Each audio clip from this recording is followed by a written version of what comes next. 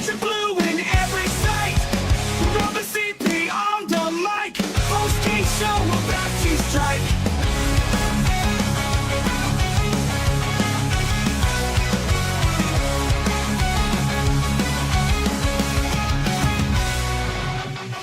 There's a roaring, feel the cheer. Queens, New York, the atmosphere. Hype the crowd that never tame. Mets post-game show brings the flame.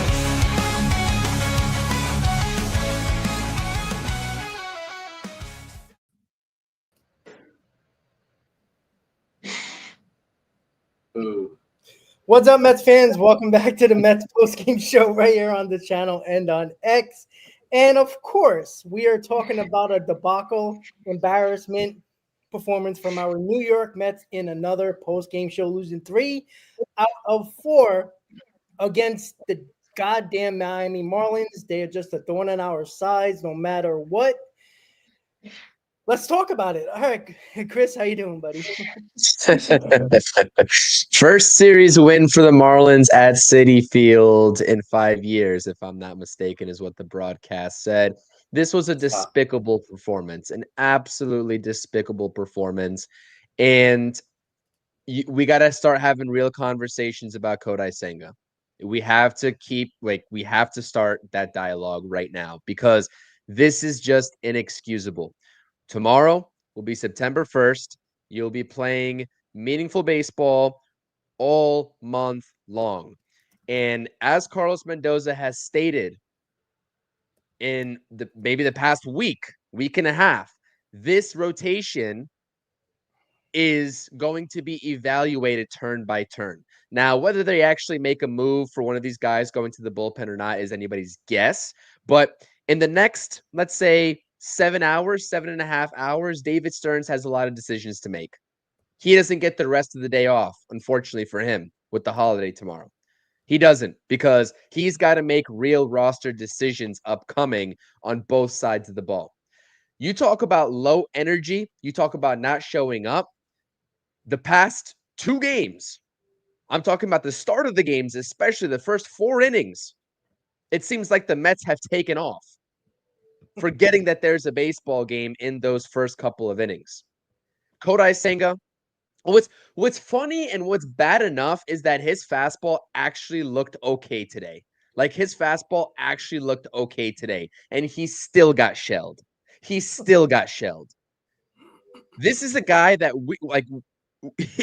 we're talking about a guy that has potentially lost it at this point and could never find it again in 2025. Like, we're getting to that point with Kodai Senga. And I know that there's going to be fans out there that are still going to continue this. Oh, Senga's an ace. How quickly they must have forgotten. And they'll start saying that as soon as Kodai Senga turns in a respectable 5 innings, whether it's the next go round or the go round after that. But that won't move me because I need to see a lot more from Kodai Senga to make up for the fact of what he's done the past couple of months. And the funniest thing of this game is that, you know, you're listening to us in the post-game stream right here and the rant that is upcoming, because if you think that it's bad from me, wait until you hear Rob speak, because I'm sure he's got a lot of content for you all in this post-game stream. But Ron, Gary, these guys that are usually professional, they still are professional, right? They didn't say anything outlandish today in the booth. But even they were making it very well known that this pitching is abysmal and has been abysmal. They said it in a little bit of a classier way than probably we will say on this post game, but these are broadcasters that are just telling you that this pitching is not it. And the red flags just continue to show themselves with this rotation, and it's bad. It's bad. Zach, hi, buddy. Oh God, what's up? That was rough. That was rough. I mean, I was thinking about it today. Thursday was frustrating. Yesterday, you just kind of throw your hands up there and you're just like, what can you do? You know, the pitching, David Peterson, who's been solid all year, didn't have it, and the offense just couldn't get enough back. You know, they did their best today. I mean, Senga just from the jump didn't have it. The offense, which I can't kill because of how good they've been as of late, didn't really have it today. You want them to try to pull through, but they've over the past, over the whole month of August, there's been games where they've put up near double-digit runs, and the pitching wasn't able to hold leads and lost games for them. So when they show up like this, I can't kill them. It frustrates me because we've seen how good they've been all month, but something has to happen with Senga or Minaya. I have more faith in Minaya, but Senga, I don't necessarily trust him out of the bullpen. It's such a weird situation. The Mets have until 11:59 tonight to make a call for Brandon Stroh to get him on this roster so that he will be eligible for the postseason. That has to happen. It has to happen. Brandon Waddell just threw how many pitches? He threw, the majority of the end of that game. I guess it ended up being 4 1/3, if I'm not mistaken, 4 1/3 innings today. So he's not going to be available probably for another 4 days. So he will get sent down. The rosters expand tomorrow. You can easily call up a Pintaro or someone to take that spot, but something has to be done for this pitching staff, because we cannot keep throwing out what is essentially 2 dead spots. I have faith that Minaya can get through 3, maybe 4 innings without blowing up, but anything past that, it's showing that the injury is taking hold and not allowing him to go deep into games. Senga, I have zero faith in at this point. If you have to consider him not even being on the playoff roster if the season was to end today. Like, how could you trust this guy? Like Minaya, if I was to throw him out there for 6 outs, maybe 9 outs, I have full faith he will get those outs. Yeah. I have full faith in him. My faith in Minaya stems from the fact that he can't go deep. Senga, you don't know what you're going to get. You don't. And I know, Chris, you mentioned that his fastball was good. His fastball was good, yeah, but he keeps throwing the damn sweeper. This is something that has like an expected slugging percentage of 700 this year. It's been the worst pitch over his career in the major leagues, and he continues to throw it as one of his out pitches. Scrap it. It is a terrible pitch. He cannot throw it. He constantly hangs it over the middle of plates, and we see what happens. He gets shelled. So, disgusting performance. Get it together for tomorrow, but that was rough. Well, there is. I'm going to bring up some positive, because there is a positive. There's going to be a positive note here. Sandy Alcantara pitched 7 innings. The only difference is he's pitching with a Marlins uniform on. That's who I wanted. I don't give a shit who you had to give up. I don't care. You would have had him at least 2 weeks before McLean or Tong, and God forbid if Sprode actually comes up here. So congratulations to Sandy Alcantara. That was a great performance with a Marlins uniform on. Marlins are not really doing much at all. But, hey, Sandy Alcantara would look nice in a Mets uniform. Unfortunately, Stearns is afraid to make any moves, and we'll continue to talk about those any moves real quick in just a second. But I just wanted to bring up, I was just looking at a couple of numbers here. So in the month of August, obviously the Mets, what are they, 11-18, 11-17 in the month of August? The Mets pitching is disgusting in this month of August. David Peterson, who everybody wants to start game 1 of a postseason, 6.68 ERA, pretty good. Sean Manaea, 7.13 ERA. That's on number 2. Clay Holmes, 4.32. Hey, probably the best pitcher in this rotation. Let's leave Nolan McLean out of it, because that's not fair to him. Jonah Tong, not fair to him. Oh, Kodai Senga, can't wait for talk about him. 6.18 ERA in the month of August. Nolan McLean, 0.89. Jonah Tong, 1.80. And we don't even have to bring up McGill's numbers, because what's the point? That's the month of August for New York Mets pitching, right? When you lose, the Mets have lost 16 games this year when they score at least 4 runs or more. That's how many games they lost when they score 4 or more runs. That's a problem within itself. Yet you're pitching that, again, Nolan McLean's your game 1 starter. And that might sound great to everybody. That doesn't excite me. I'm sorry. I said it before. I'll say it again. I don't care how good these guys are in the regular season. It's a whole different ballgame, right? Could it be shades of DeGrom and Harvey in the postseason in 2015? Absolutely. And would I be cheering the hell out of them? Sure. But this has been the problem from jump. I talked about it in March. I talked about it in April, May, June, July, and now we're at the end of August going into September. These 2 guys, Nolan McLean and Jonah Tong, can only do so much. And poor Brandon Sproat is going to be the next one on the chopping block.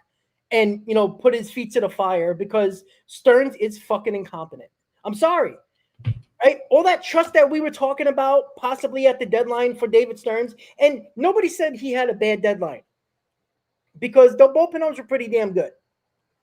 But at the same time, there was something very much needed in this rotation. A proven guy that can do it. You didn't want to overpay. That's problem number one. Because it's okay for nobody else to do it, but the Mets had to follow suit. All right, fine. You wait until 2 weeks after the trade deadline to bring up one of your top pitching prospects in Nolan McLean. But hey, we got a draft pick. I know we can't wait until the draft for next year. Are we excited about that, guys? Because we're going to be talking about next year the way this team is playing. I'm sorry to say. We are leading towards a September where now we're going on a 10-game road trip against the Tigers, who are one of the best teams in baseball. We're going to miss Scooble, but I mean, what does that really mean? I mean, the Mets find a ways to lose in these games. You got the Reds, who are right up our butts right now. I know it's only 4 games right now, but it could be closer. It could be closer. And then we got the Phillies for 4. That's our 10-game road trip starting the month of September. They better play well because we can be talking about the middle of September hanging on for dear life. Because if this pitching isn't going to figure it out, at least some of them, we're going to have a very, very quick offseason.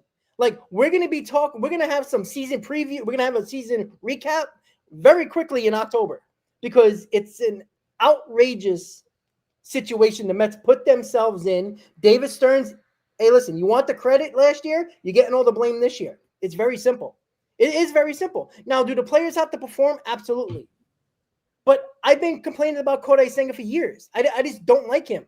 I don't think he's consistent or trusted enough to consider him a top 2 pitcher. He's a guy that needs 6 days off. And how's that going to work in the playoffs, by the way? 6 days off almost every time. He pitched on back-to-back 2 days regular rest, and he pitched just as bad as he getting 6 days off. So it really doesn't matter. He sucks. Sean Manaea, I talked about this elbow. I talked about the mechanics. I think he is hurt. I think this guy is going to have surgery at the end of the year with that elbow to remove loose body. But like, I don't even if it's something worse, but it's just an overall issue that a lot of people, and I'm not going to speak for you guys because you have your own opinions, but there was a lot of people on social media that says, oh, it's like a deadline acquisition getting Sean Manaea back. How? Did anybody expect him to pitch as well as he did last year? Even if he was healthy, I don't think anybody would have thought that. Now we're expecting him to do it 3 months after the fact, coming back from injury with an oblique and loose bodies in his elbow. Come on, guys. Like, we got to stop acting like everything's okay. Like, every day, people in the comments, people on social media continue to say, we'll be okay. We'll be okay. If the Mets are lucky that teams behind them are not very good. Because if that's the case, if they were, we'd be talking about missing the playoffs.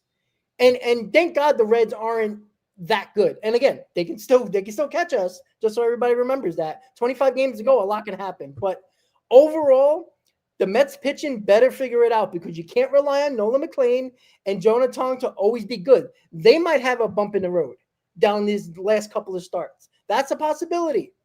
They might not be great. And we need them to be great because the veterans of this rotation is embarrassing themselves. I gave you the ERAs. I'll give it quickly again. 6.68 ERA for David Peterson in August. 6.18 for Senga. Clay Holmes, 4.32. Not terrible. And you got Sean Manaea with 7.13. Like, that is the problem. And this is what we're going into September with the same Manaea's pitching. I'm sorry. No. Just the whole thing with David Peterson, a lot of that was ballooned by yesterday. So if you take that out, I think it's in the mid 3s. So I think that a lot of that comes from one start, for David Peterson, because it was 8 runs in 2 innings. So, I mean, it's not great, but he hasn't been very good in August, though. Like, he looked like he hit a wall, to be honest with you. Overall, he had 2 rough numbers.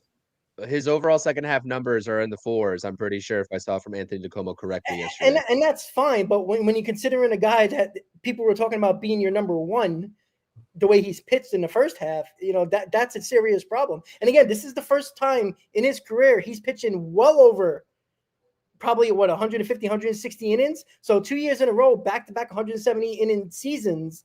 He's never done that in his career. So we don't even know if he can continue to pitch well. He might be able to be healthy and on the mound, but pitch well. He might be gassed. And there's not enough conversation about that, unfortunately. But yeah, I mean, do I think David Peterson can figure it out? We hope so. But I mean, we're in trouble. I don't think, I really think we are. I know, Chris, you were very confident, and you said, take those receipts about making the playoffs. They're making it very interesting. They're not making it easy for themselves at all. And by any means, if you're going to try to save innings from some of these guys, considering that they're already gassed, most of these guys, now that you kind of put yourself in a position where it's not very easy in the month of September, you have to push these guys. And there's no signs that they're going to do anything pushing these guys. Well, I mean, I'll still keep true to my word. I still do think this Mets no matter what, no matter how you shake it. But I mean, going into the Red Series later on this week, well, I mean, we'll preview and recap and do post games for that series. That is an ever so crucial series for the New York Mets to win. They have to win that series. There's no ifs, ands, or buts, because not only for the standings, it has standings implications, that has tiebreaker implications as well, just in case things get interesting. By the way, David Peterson first half was pitching to a 3.06 ERA, second half 5.02 ERA. So the 8 runs yesterday did skyrocket that a little bit, but if I'm not mistaken, he was still a little bit over 4 going into yesterday's start. He has just not been consistent enough. And the problem, and I said it on the post-game show yesterday, Zach, is that the problem with David Peterson ever living up to the expectations of being an ace is that he doesn't have, he's not a strikeout predominant pitcher. He pitches to a lot of contact, and that's fine. You can be a really good pitcher by doing that. But, you generally speaking, aces go out there and they have that premier put away pitch, and they have it often. That's why I think Nolan McLean, I know it's very early, but he can live up. He could be down this stretch of September, the Mets number 1 going into the playoffs as well if they make it. That's insane to say. But I think the bottom line here is that it's simple. David Stearns, there's no chance in David Stearns' right mind at this point, given what he has seen the last 2 days, that he can afford Philly sign Walker Buehler. Wow. Okay. Yes. At least somebody's working in the GM. I don't know if we want Walker Buehler, so he can go to the Phillies can have him. I don't know about that. Listen, they have to. But the thing is that you have to call up Brandon Sproat. No. So that was incorrect. Joe DeMayo did tweet 10 minutes ago, because people are saying that why is he not here? He can't be on the playoff roster. You have to be in the organization by September 1st. So I'm seeing conflicting. You have to be on the 40-man, and Sproat's not on the 40-man just yet. Joe DeMayo specifically says roster, not 40-man. Yeah, I'll send it to you guys. Hold on. On the roster, when did that's why? Yeah, apparently. So I don't know. It gets confusing. Yeah, it does. 12 minutes ago, the rule for playoff roster eligibility is being in the organization prior to September 1st, not the 40. So the 28 or the 26 man or whatever, the 28. He just as long as he's on in the organization, he can be called up just for the playoffs, supposedly. Oh, I see. Okay, so you're talking about even in the minor league farm system, that counts as in the organization, so he's eligible. I believe so, yes, at least there. But I've seen conflict. I've seen a ton of different reports. But Joe DeMayo is around baseball, so he's I would think he's pretty keyed into it. Agree. Well, it doesn't matter. Who cares? No, he call should this be up. kid up. You just call this kid up. All right, listen. This is what I looked up from Google. I mean, it's a simple Google search. To be eligible for the postseason roster, a player must have been with the organization on August 31st and not placed. So, okay, so if you're in the organization, I'm assuming anywhere in the organization. It's still very broad. Oh, okay, though. no. So a player must have been a member of the team's organization, either on the active roster or on the 40-man roster That's or what I'm on saying. the injured list as of midnight. This is what it's saying So right yeah, here. then This is Sproat's got to get on the 40-man before you even think about. I mean, they could do that quickly. They could do that right now. There's so It's not- many guys that can be DFA: Jonathan Yeah. Pintaro, So many. Waddell, Luis Castillo, Nick or Jose Castillo, not Madrigal. Luis Castillo, Nick Well, Nick Madrigal. Well, Nick Madrigal's Madrigal's on. 40, 60 IL. Yeah. Okay. Yeah. So So Oh, okay, there's so- plenty of options for Sproat to get here. The Sure. one thing I do want to say though, Rob, what you were saying about just regards to the playoffs, I wholeheartedly believe if the Mets get there, they're gonna make some waves. I mean, if they don't just get blown out of a wild card game, they're gonna make some waves because their team just plays to the playoffs so well. If you take guys like McLean, Peterson, and let's say Holmes as your top three starters, you can easily insert Minaya in the bullpen, who could be a bulk guy two, 3 times in that series, who Sure. can handle 2-3 innings an outing. And I think you're comfortable with that. I Sure, think sure. a lot of what your problems like with who's on the roster really just stem from Senga. I mean, Peterson obviously has been inconsistent. Clay Holmes has also been somewhat inconsistent. He's been consistently solid through 5, and when he tries to push it through 5, it kind of gets a little bit sloppy. That's the problem with him. But I think this team,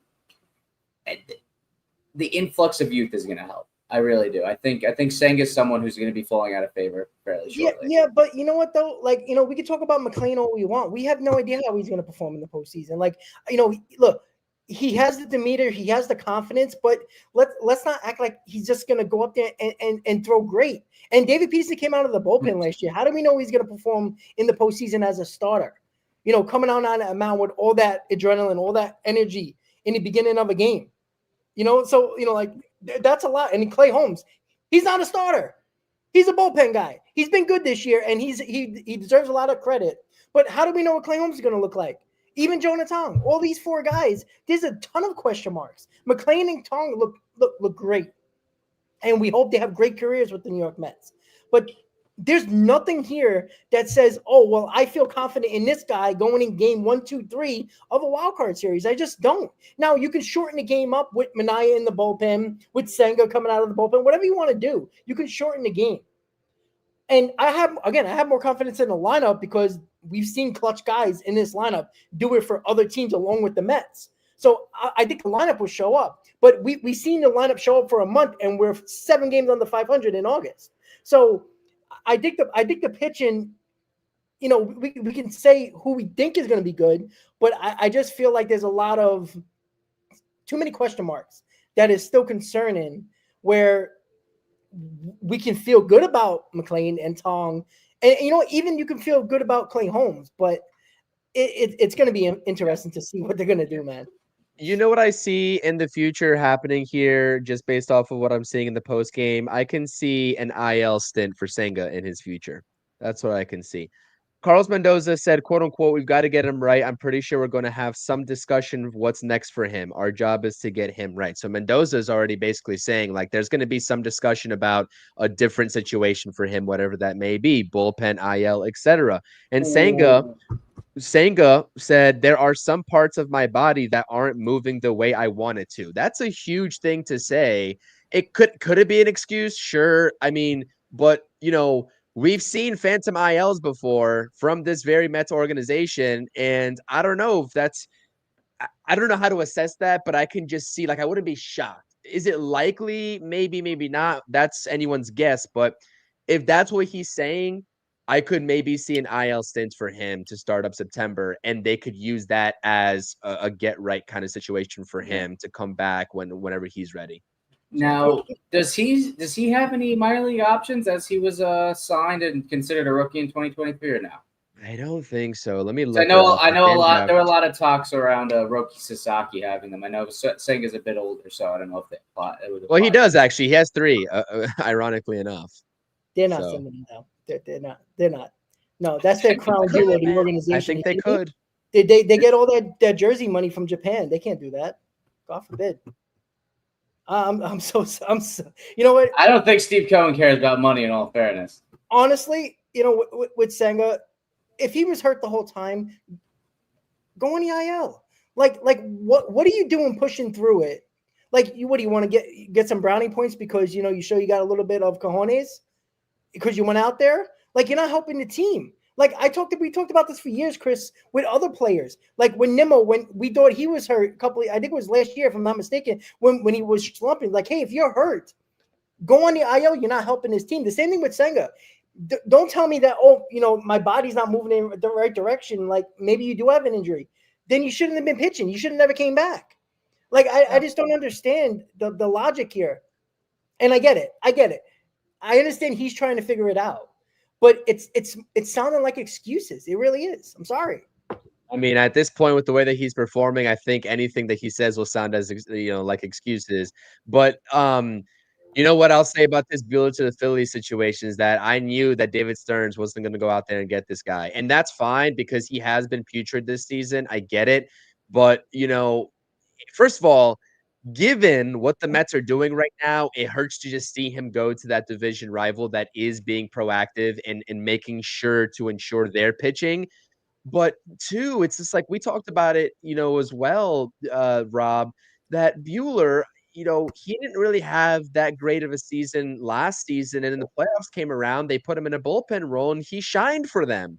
He closed some ball games for them when they needed him on their way to a championship. And so it's like, for me, it was either Bueller, you go and get Bueller if you don't want to bring Brandon Sproat up, or you bring Brandon Sproat's ass up here to the major leagues and have him, be a contributor to this team. Because, with all due respect, you got to call up impactful arms. Like you mentioned Jonathan Pintaro the other minute. I don't need to see Pintaro up here. Nobody wants to see Pintaro up here. He's like, but he has options because that's what Stearns likes. Dude, it's frustrating. I mean, I'm joking, but I'm really not joking because that's what this is the problem with Stearns. Like, I feel like there's indecisiveness way too much within the organization. Again, we talked about this for months. These pitchers should have been up here. Fuck the draft picks, fuck the service time, fuck the rookie status. Who cares? If you tell me your goal is to win a World Series, then act like it. Don't play these goddamn games. Because if you happen to choke down the stretch and not make the playoffs, we're going to go back to June when we had Waddell pitching and Hageman and openers in June where these kids could have came up and possibly helped. So the goal isn't to win a World Series. I don't truly believe that is the number one goal because David Stearns talks about the future way too much. And I understand his job is to worry about the future. But when your team was 20-something games over 500 and they're falling apart, you have to do something better, and you got to make decisions quicker. You can't wait until we're falling apart. And I think that's the problem, Zach.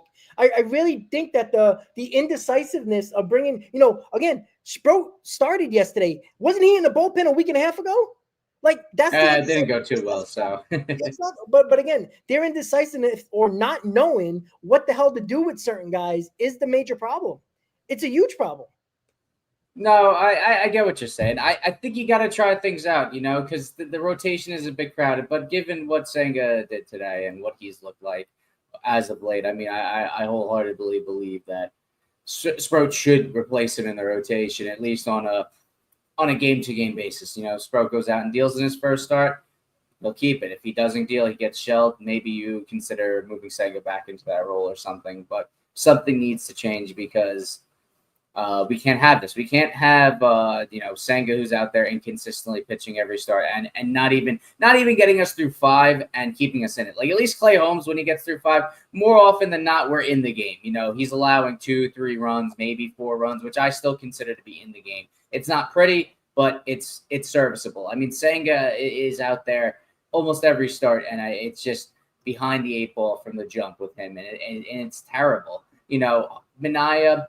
And he's another one. I think we were, like I said, I'm going to keep saying it. We're confident he can get through 3 or 4 solidly. But once you get into that 5th inning, that's when things start to get dicey. We can't have 3 guys who legitimately can't get through 5, get into the 6th inning, get through that 5th inning into the 6th inning. We can't have that.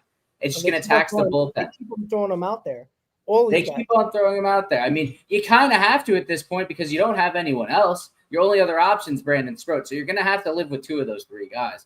And, there is Tyler McGill, but given Mendoza's statements the other day when Tyler McGill got beat up a bit in AAA, it led me to believe that they're not really interested in McGill at this point. So it's Well, either what we got here or Sproat, because what Mendoza basically said, we'll see what happens. We're going to give him another start down in AAA, confirming that they're not impressed with what he's done. And I wonder if it could be an injury thing, given the fact that he went out there and rocked his first 2 starts in his rehab stint, and then kind of got shelled his last one. So who we'll is see what happens impressed with Tyler McGill to begin with? Like, let's be honest. Like, this guy's not I don't think of Tyler McGill as a game-changing arm for the Mets moving forward. It's sad that we even have to consider him as one. That's where we're at with this rotation, and that's fine. Like, he's just another one that's just too inconsistent. So relying on a guy that's already inconsistent enough for a rotation that's inconsistent is just not, the math is not mathing there. And boy, I'll tell you what, over here, with Kodai Senga and these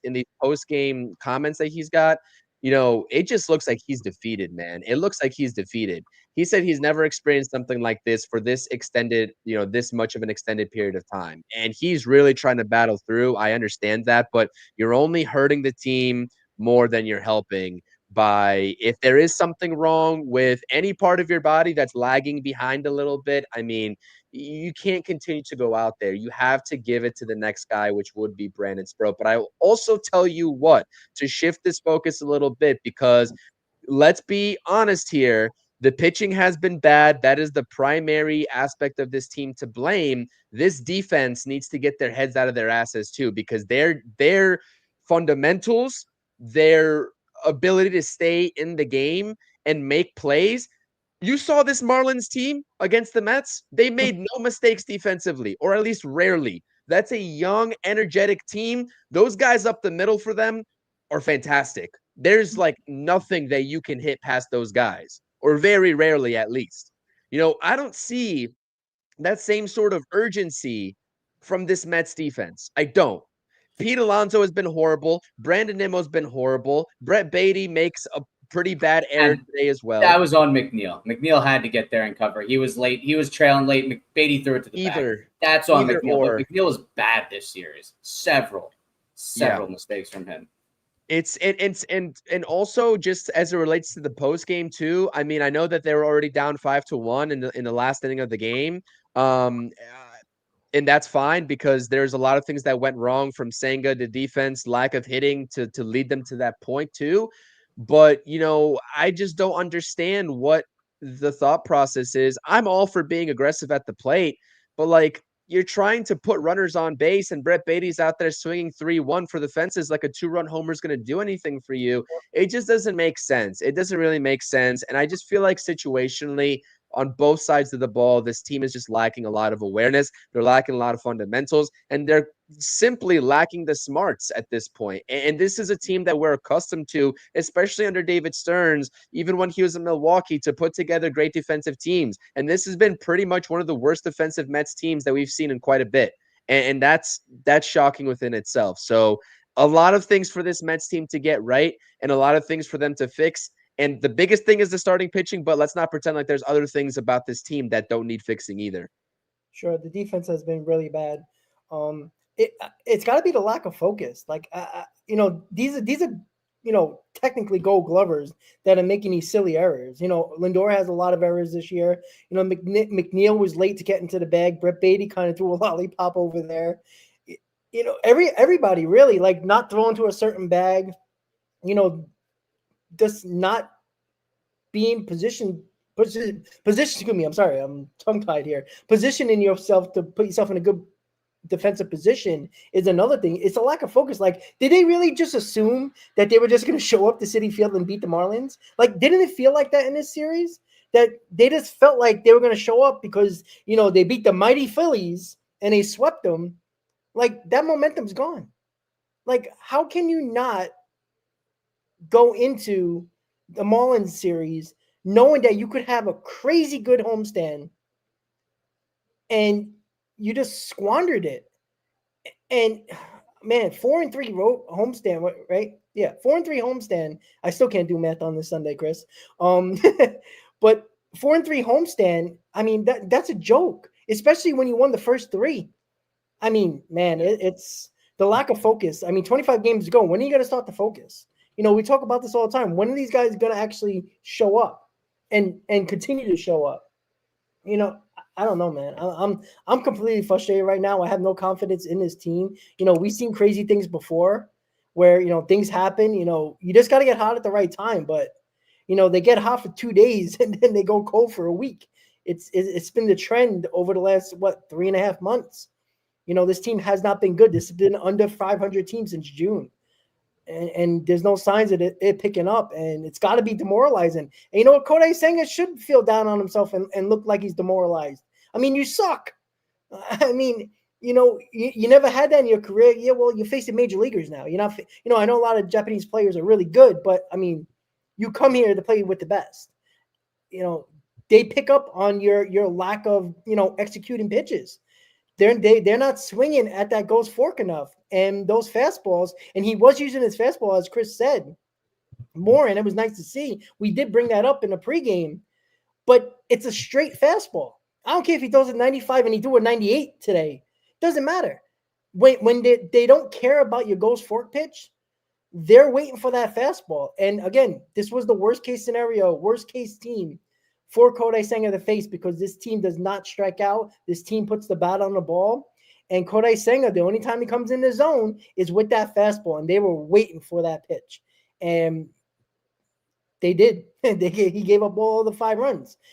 You know what? What I'll say though, Rob, is the thing that I continue to just look at with this Buehler. I can't get off this Buehler signing because I just they're basically signing him to see if he has anything in September, and they're going to make a decision on him whether he's going to be a part of their playoff roster.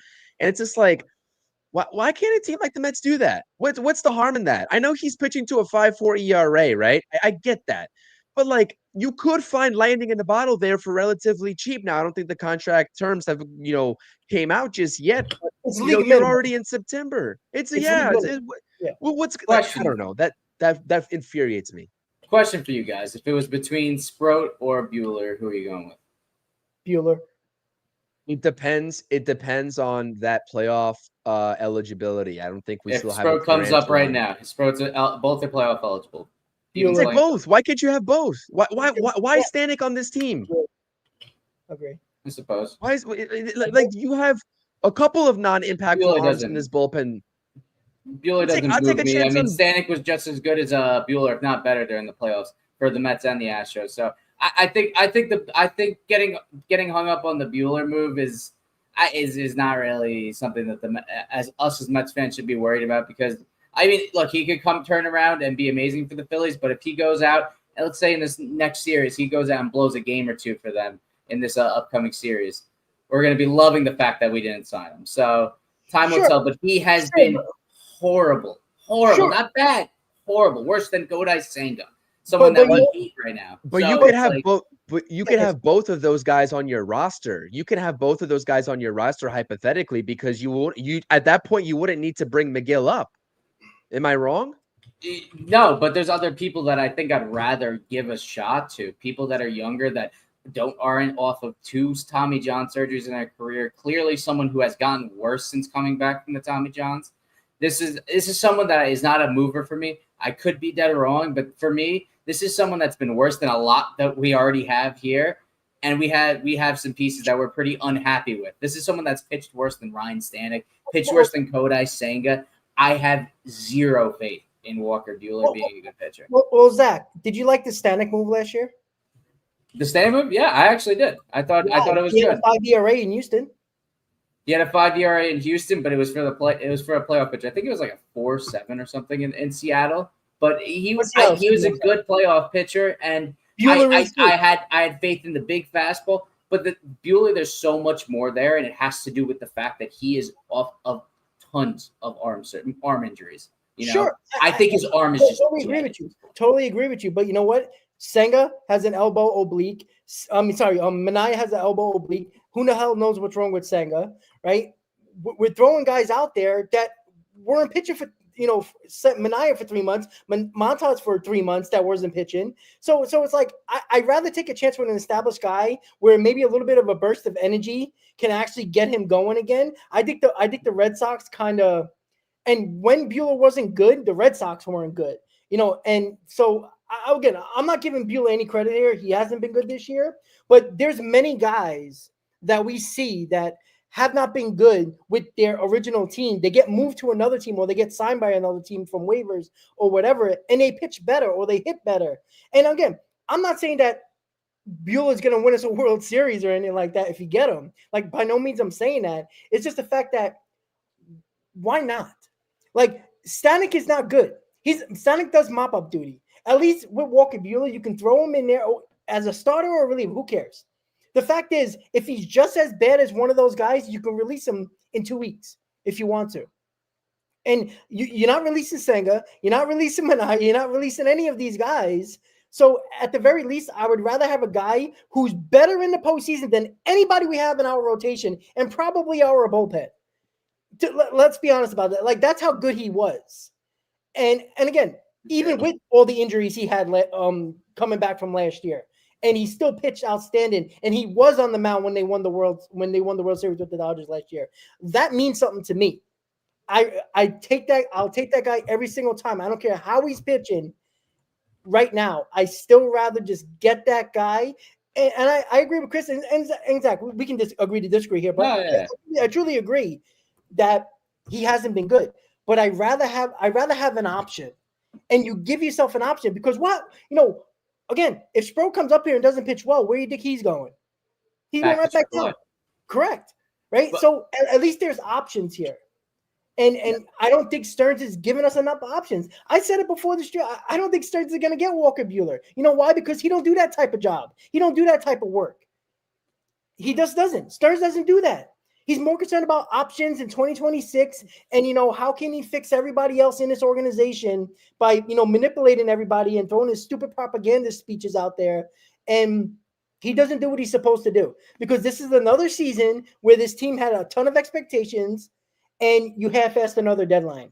And it starts with that because we shouldn't be talking about Walker Buehler, to be honest. But we shouldn't be. The bottom line is that Buehler has been objectively garbage, like Zach is saying, 100%. But what I will say is that if you, like Zach, you just said that Mendoza, what it seems like he was saying about McGill, and maybe not being ready to call him up.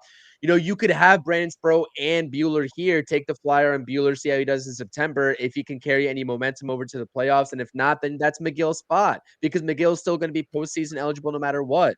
He has enough time under his belt. So that's where I'm like, it's like Ricardo is saying in the chat, it's more of a flyer than an actual commitment to Buehler. And I think that's what the Phillies are doing. They're just doing just that. It's basically a low risk, high reward scenario. We talk about these types of moves for the Mets all the time. Low risk, high reward. That's David Stearns, right up David Stearns' alley. You had another opportunity to do that. Didn't do it. Same thing with Jose Quintana, who's pitching to a 3.69 ERA at the beginning of the season. I heard he was old, right? I didn't even like Jose Quintana last year. I didn't like him. I wanted him gone, right? Until he started to heat up in September at the right time and was really good for the Mets outside of that Dodgers series. Like, I didn't even want him. But when you had the injury news that the Mets had in the rotation in the offseason, spring training, etc., when he's still a free agent out there, right? You go and make that move. That's another arm that we could be talking about right now being impactful for the Mets. So, coulda, shoulda, woulda. And that's basically what we're saying here. Walker Buehler is now coulda, shoulda, woulda. It's Brandon Sprout or bust now. And that's just a lot of when you talk about a president of baseball operations and David Stearns that basically said that he didn't want to put these kids in a tough spot a couple months ago. That's why they weren't there at that point. Guess what? You're putting them in a tough spot to the highest degree. And that's just goes against what he just said a couple of months ago, why those guys weren't up there at that point. So it's just, it's frustrating, boys. It's tough, but the players kind of put that on Stearns. You're gonna get at Stearns for not making certain moves and get on him for making certain moves like the Montas signing. But I think we all agreed in the offseason that Minaya was a good signing. We all wanted Sean Minaya back here. You can't envision him. I can cool it there. I know you were happy about it. I didn't. Chris, I did not. You didn't. I was more on board with Minaya, but the thing is, I don't have a problem with Minaya too because I think he's going to be a contributor for this team moving forward. I like what I've seen out of Minaya. But you can't factor in the oblique. That's not on Stearns. Him injuring his oblique and being out half the year and then having to pitch through loose bodies, that's not on David Stearns. That just is what it is. Kodai Senga is not a Stearns guy. What was Stearns going to do? He has to throw him out there. That's kind of what he was given, what he was handed. That's a mess he had to clean up, and Senga is just kind of falling flat on his face. So, and while I do agree, like obviously it's 2020 hindsight with the kids, but we got to remember both McLean and Tong started at AA.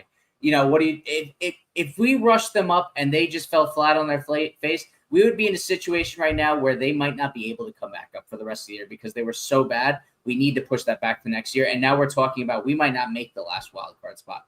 It could be the fact that he gave them enough time that they are this good because they got that taste of AAA and got to refine themselves. So I think harping on the fact that they weren't up sooner is kind of a lost point because I think we just don't know what they were. We know what they are now because they're up here, but these are two kids that one is in his first full season of pitching. The other one is 22 years old and just got up to AA this season. Obviously, players have been called up from AA or had been fast tracked where they've come up in a season, but these were both work in processes. They were projects, and they just kind of everything went right for them this year, and they were able to make that jump to the major leagues, and they are going to be contributors. And it's tough to put them in a position like that, but we've kind of had no other options. Yeah, but still, if you would have still brought them up early, you would have a better idea of what you could have done prior to the deadline. Like, even if they weren't ready, you could have had an idea to do that. But that's the thing, is the indecisiveness of not planning for this. Stearns did not plan for this. Like, let's be honest about that, right? He thought Montez was going to be fine. He thought Holmes was going to be fine. He thought Manaea would look like an ace again. And I did predict that Manaea was going to be injured. And you did? Okay. We just talked about that earlier in the season. I talked about it. Like, the new mechanics, always a problem for a pitcher. They always get hurt. And again, I wanted Manaea back, but I wanted Manaea plus somebody better. No. As well. I did. I thought Manaea was a fine signing, but not calling him as what he is. It's like, oh, great, Manaea's our ace. Why? Because he pitched well for 3 months in the first time in like 6 years when he's actually been a top rotation guy.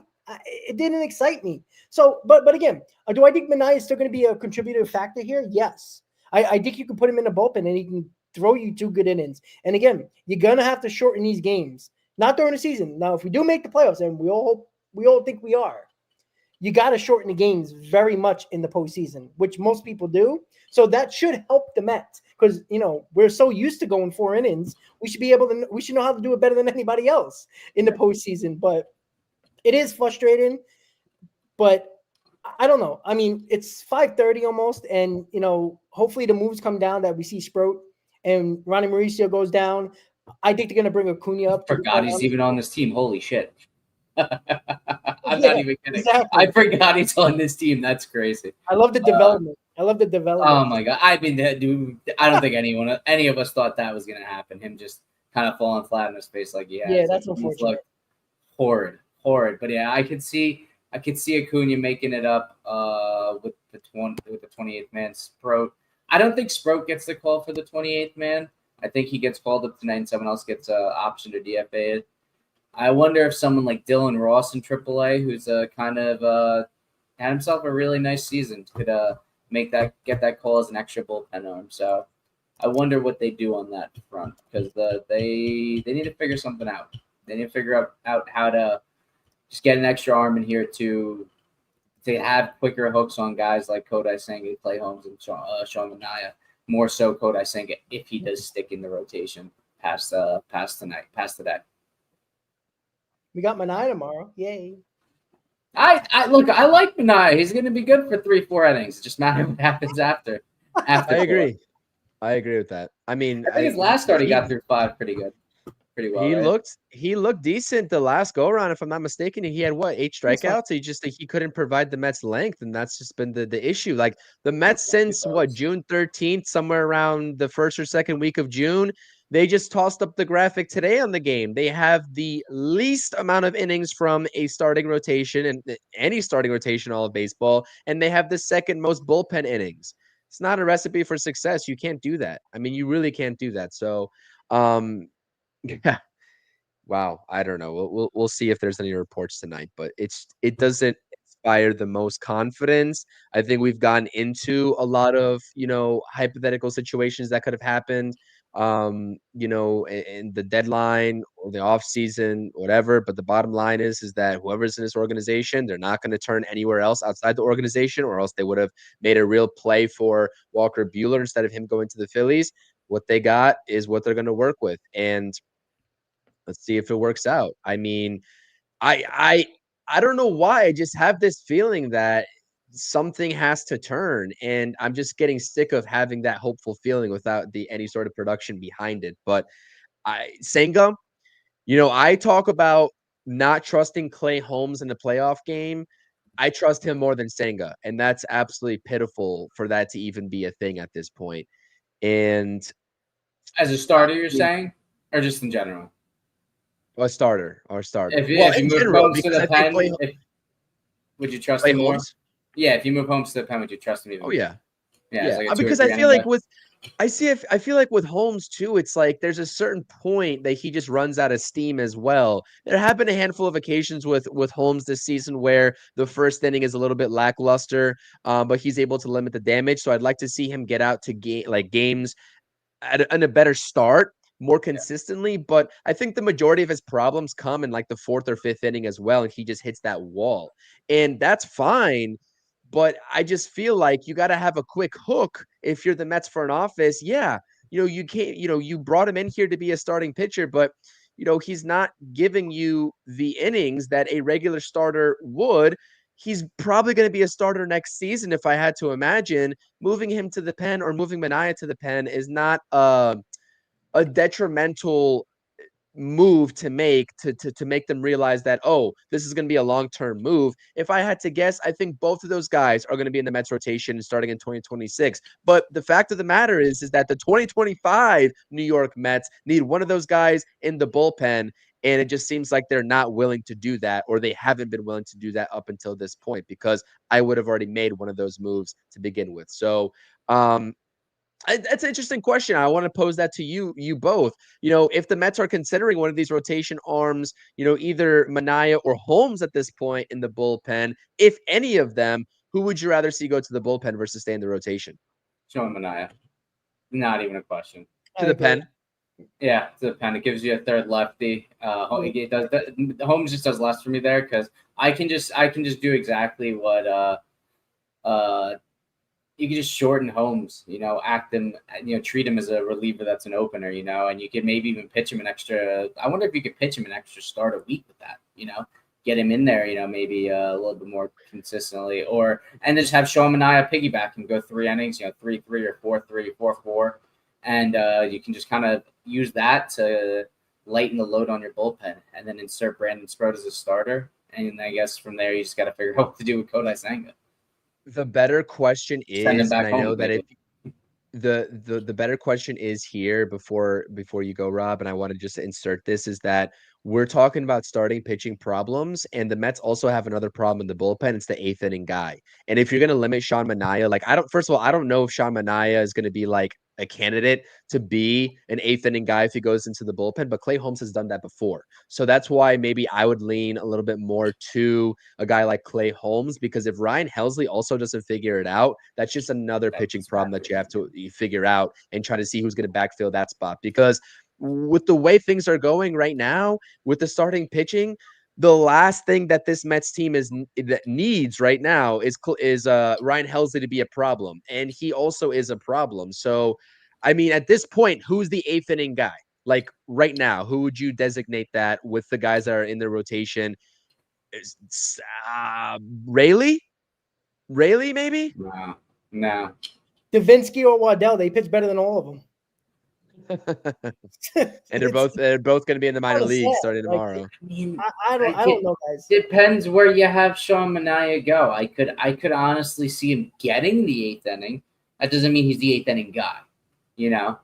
Say, let's just example, Holmes goes 4.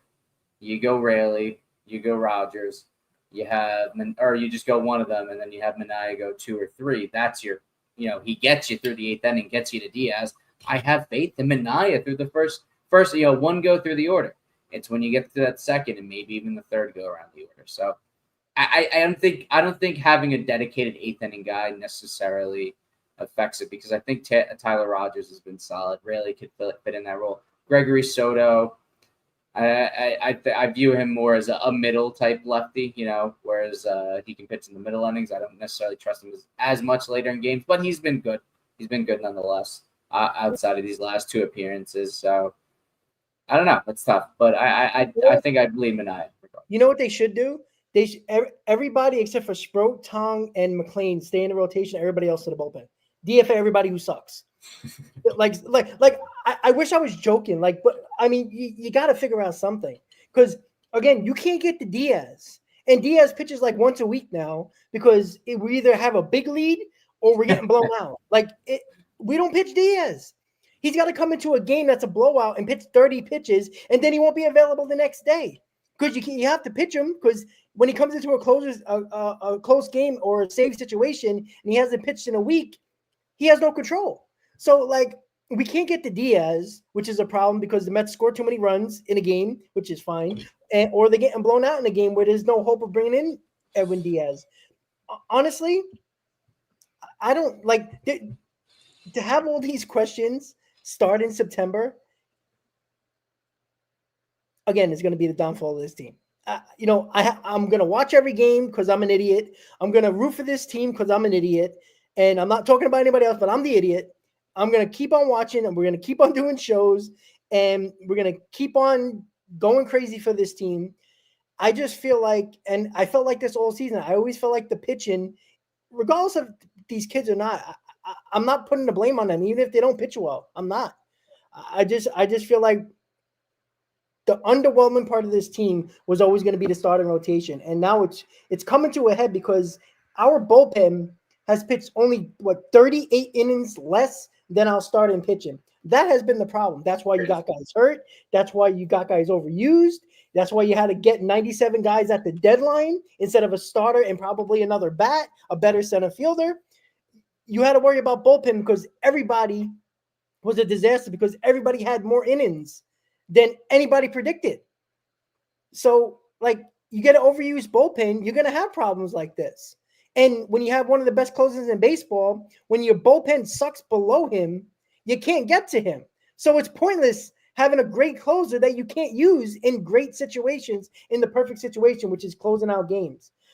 I don't know. They need to figure it out very soon when it comes to the bullpen, because you can't figure this out at the end of September. Let's say you do find yourself and sneak into the playoffs. You can't say, hey, Minaya, September 30th, here you go. We're in the playoffs. Here, go into the bullpen. Let's see what happens. You got to do that early. So you got to make a decision here. It's either going to be Senga, which I don't think anybody wants in the bullpen, but make a decision. Senga or Minaya, go to the bullpen. Now, I think they'll wait one day because Minaya's pitching tomorrow, and maybe he looks good, and then we're like, okay, maybe we'll settle the storm a little bit. But if Minaya doesn't pitch well, Manaya's got to go to his bullpen before his next start. And you throw in Sproat or whoever you want to bring up in this rotation and go with that, because you need somebody. Helsley sucks. Rogers is good, but he gives up too many soft hits. He doesn't strike out enough guys, and that's an issue. He's getting weak contact, but they're falling and finding a hole, or finding grass. Soto hasn't been the same since his last couple of outings. And Raley has been good, but I think Raley is kind of that Swiss Army knife where you can pitch him in the 5th, 7th, 9th, 8th. It doesn't matter. But he only got one arm. So it's I don't really know, guys. I think it's a major problem. And being 11-18 in August, and this offense has been one of the best in baseball in that month, it's all about the pitching. And there's way too many question marks and way too many problems. I think the fix over the next 25 games. I truly believe there's too many problems. It's not like you have a only. Well, as David's saying in the chat here, unfortunately, Rob, it's only going to get tougher for you because your Cowboys are looking pretty abysmal to start off the NFL season. Just gotta throw away hey, I gotta throw my Micah Parsons jersey, apparently. So. You gotta sell that or something. I don't know. Sell it quick on eBay. But hey, Or just wait till someone else gets wears number 11 and then get it de-stitched and restitched with the new player. America's team. Yes. What I was gonna say here is this quote from John Harper, and this is the really last thing that I have to say about what transpired today for the Mets is that John Harper also was kind of like assessing what Carlos Mendoza had to say in the post game, and it basically he said it sounds like Mendoza would like to see Brandon Sproat up here to take the place of Senga in the next go around in the rotation, but that just leaves me to like think how involved is Mendoza really in this whole decision-making process? Like, whether it's true or not, it just kind of feels. I'm not saying that there is, but I'm saying it feels like there could be a little bit of a disconnect, especially in terms of the timing between Stearns and Mendoza. I hope that's not the case. I hope I'm wrong. It's obviously an assumption, but it just is Mendoza putting pressure on Stearns to make the decision if David Stearns is not leaning that way would be my statement or question, I should say, because it's not definitive. So We I talked don't know. about that. That's all I got. We talked about the like I said, there might be a disconnect between disagreements between Mendoza and Stearns Stearns. and yeah, I think so. Like I think Why do you Mendoza think that? pissed off, and you know what? If Mendoza has the same power as Aaron Boone, probably not. I disagree because Mendoza has come out a few times and put a lot of blame on the let's go. Put a lot of blame on the starters. He's come out and publicly and in as many words kind of given them shit about how they performed. And soon after, Stearns has made two moves to get both Nolan McLean and Jonah Tong up here. Whether that's because Mendoza was calling for it, or maybe they both realized that there's something needed to be fixed, and those two guys were the answer. So I think Mendoza does have a lot to say. I don't think there's much that they're working against each other personally. I mean, I haven't gotten that vibe at all. And I mean, Stearns has come out and given Mendy his vote of confidence. So I think that they're working in tandem, and I got to think we will see Sproat by the end of tonight. I think Sproat will be a New York Met, or not. He is a New York Met. Will be on the Major League roster and on the 40-man roster by 11:59 tonight. And I do think maybe another move is made. I don't know of Brandon Waddell or Jose Castillo. Either of them have options. Maybe you see one of them option for another bullpen arm just to get another guy that's available for the postseason, and then recall them maybe later in September, just so you have a fresher arm up here, and then the increased options come postseason baseball for that pitching staff in the starting rotation bullpen. That's my thoughts, anyways. Oh yeah. Boy, man. Imagine if Stearns doesn't bring up Sproat. Oh my god. I can't see him not. Like, what do we talk about then? Like I McGill. Like, I mean, Jesus, man. I hope so. Like, I really don't want to be having a pregame tomorrow, and the game's at 1 o'clock because of Labor Day. Like, I don't want to have a pregame early in the morning, like 11:30, 11 o'clock, whenever it is. And we're talking about Brandon Sproat not being on this team before 11:59 tonight or 11:59 tonight. Like, I mean, that deserves Stearns to be fired. Like, I know he won't be, but that's malpractice. Like, I already think Stearns has done a terrible job this year, from offseason to trade deadline. I mean, I'm already pissed off. Like, I'm so sick of talking about David Stearns. David Stearns shouldn't be a conversation, and we're talking about him way too much throughout this season. But I mean, I think Sproat's going to be up here, but Stearns likes his way. He does it. He makes his plan. He leaves his philosophy. He doesn't pivot. And I think it hurts the Mets. And I think it hurt the Brewers when he was a GM of the Brewers. I think that, I know he didn't have a lot of money to work with, but I always felt like that team always fell short for whatever reason. And Stearns was a big part of that. They made the postseason almost every year he was running that team. And they always came up short. And it seemed like it was pitching at times or it was hitting at times. And they never went out there to get that guy that they needed. And it probably was money reasons. But, I mean, I'm not going to give Stearns the benefit of the doubt because he's doing the exact same thing with the Mets in this deadline and in these last two deadlines where he kind of half-assed it once again. But Again, I'll sorry. say this with Stearns, his team went up against his current team went up against his former team that he built, all players that he was responsible in acquiring and having them be on the team and developing, and we beat them last year in the wild card. So with guys that he signed and a team that he half built, but also the team that he put together for that last season. So I am a big Stearns believer. So I'm not going to stand here and agree with you that he deserves to be fired or that I think he's not the answer. But I will say this: I think that he has made a bunch of mistakes this year. I think Montas, is the biggest one of them all. I will say this though: in the off season, he did make a lot of good moves in not signing some starting pitchers, some that have obviously gotten hurt and have failed this year. Some of the bigger names. So he has done some good things, but he's also made some mistakes this year in building this team. Headlined by Frankie Montas. So we'll see what happens going forward. I think at this point in time, there's not enough, or there's too much of thinking forward to the future. He needs to think about what's going on right now for this team and how he can make this team better with what he has to make the postseason and then make a deep run and hopefully win it all. Let's hope so, because it'll be year number 40 of not winning the championship. That's always fun to talk about as well. None of us were born, so that's always fun as well. But Chris, any final thoughts before we head out? Starting this 10-game road trip start in September. No, I mean, we'll get the answers on the roster tonight. Who we'll have is who we're going to have going forward, and we'll learn to live it, learn it, love it as such. I think that there definitely, there's some philosophy adjustments that I think David Stearns, with the utilization of Cohen's wallet, could maybe, I guess, implement. I'm not talking about drastic. I'm not talking about reckless spending on guys just for the sake of getting the names, but I'm talking about maybe being a little bit more in the market for more impactful pitching, especially as you build the rotation. It's going to be interesting, especially with some more of the young guys coming up. We're not even talking about a guy like Jack Wenninger who could be competing, and we talked about this in a couple of streams ago for a 2026 spot.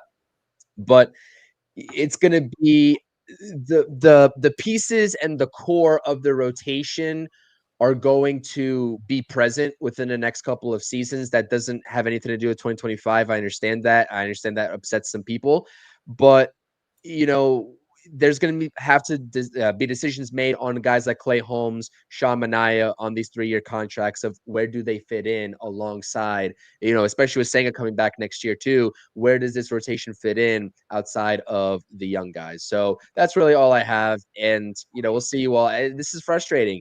I mean, we don't want to come up here and rant.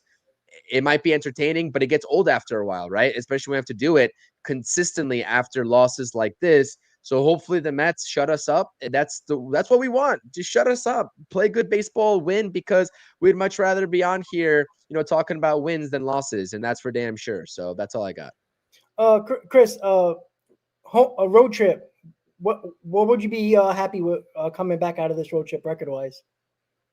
Out of the 10 games. 10 games. You said it's Tigers, Reds. Who's after Reds? Phillies. Twins and Phillies. Reds, Phillies, Tigers. Phillies. Oh, okay. Those are 3. Oh man. That was a tough stretch, honestly. I think they got to go. What I'll be happy with 6-4 at this rate, but I think 7-3 is a little bit more in order. That's my personal opinion. Okay. Zach, final thoughts and 10-game road trip record. Final thoughts. Fucking call up Brandon Stroh, please. Send down Brandon Wandell. He's not pitching for a few days. Let's just get that done. There's no reason to drag our feet there. Get him up here.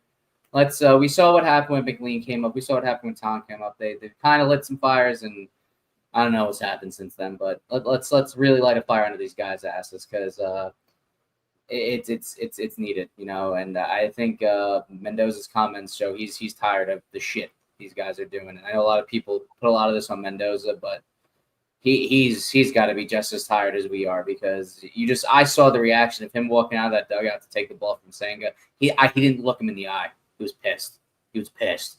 And the comments after today's game, he sounded dejected. Like, what the hell is this guy doing that we're paying all this money to? He's supposed to be a top pitcher. What is he doing? So get him out of the rotation, or get him right. Get Brandon Sproat up here. And what I want for a road trip, I'm actually kind of weird. I do 5-5, but it all depends. I'm more concerned about what we do against the Reds and the Phillies. I could care less what we do against the Tigers. If we end 5-5, say we go 3-1 against the Phillies, 2-2 at worst, and then 2-1 against the Reds, I'm very comfortable with how we end up, as long as we're at least playing going 500 over this road trip. All right. Well, 6-4, 5-5 is, again, I think they need to go 6-4 at least.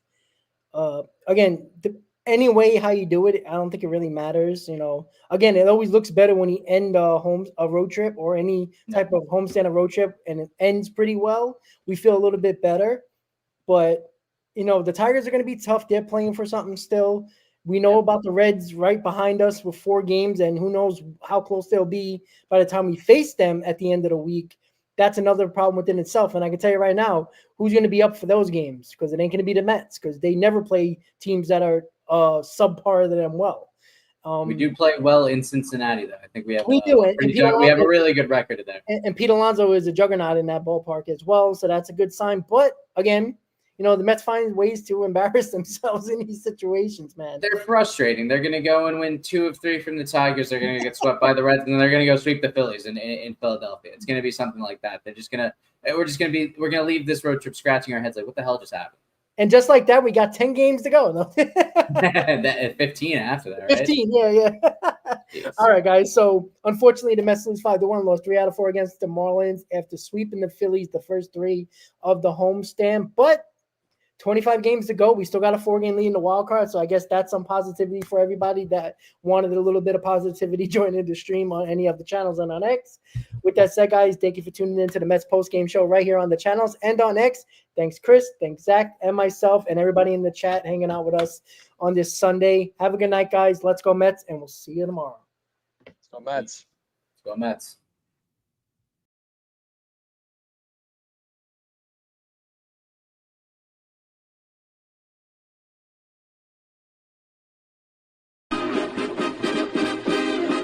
Meet the Mets, meet the Mets. Step right up and greet the Mets. Bring your kiddies, bring your wife. Guaranteed to